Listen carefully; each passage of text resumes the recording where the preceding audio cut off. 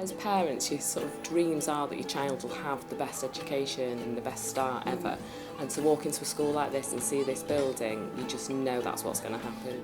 In the sections of school, so you could see big progress really quickly. It was awe-inspiring for the children, really. They did really enjoy the experience. You can walk from the outside of the building into the avenue and walk down the avenue. It's absolutely, well, it's phenomenal, the building, and everybody says it. When we have community events and people come and see the school, you can hear the public talking about how amazing it is. I feel like the trees being inside the building and the bark on the pillars and being able to sort of see trees growing inside the school and the ones outside the school, I thought that's really lovely. The breakout areas in each pavilion in between the classrooms, that for me is just my favourite part of it, where you just see the different ages, they all mix and there's always something going on. That's my favourite part. Taking visitors around as they come through the doors just by my office and see the avenue, there is very much sort of a moment where people's breath goes away. The building has enabled staff to see that learning doesn't just have to take place in a room, that learning can take place anywhere, and actually some of the learning that's gone on outside is what's memorable and what stays with the children. Sitting at desks isn't the best way to teach, that getting outside, talking, exploring, being excited about what they're doing is the way that we get children to remember what they've been taught.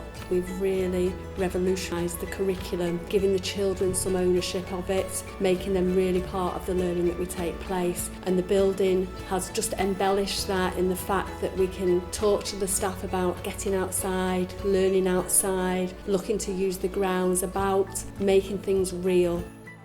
My job is to try and engage children outdoors, so getting them playing, taking risks, learning about themselves, building relationships, just increasing their self-esteem and self-confidence by being outside and playing. I think children need space to express themselves and learn about who they are, as well as all the curriculum-based activities that they need to learn. So having that space outside, it's taking the lid off the classroom.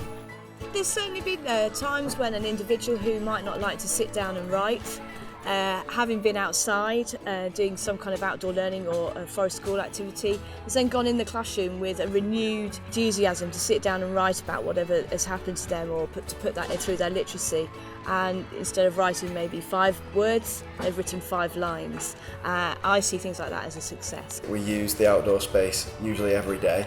We start our numeracy lessons with a 10-minute warm-up, which can take place anywhere around the grounds, involving groups of children, individual children, and sometimes the whole class. And it usually gets them in a fantastic frame of mind to come back inside to get on with the more traditional indoor learning environment. The fact that we've got an array of such amazing outdoor spaces means that we can take all areas of the curriculum outside pretty much throughout the year.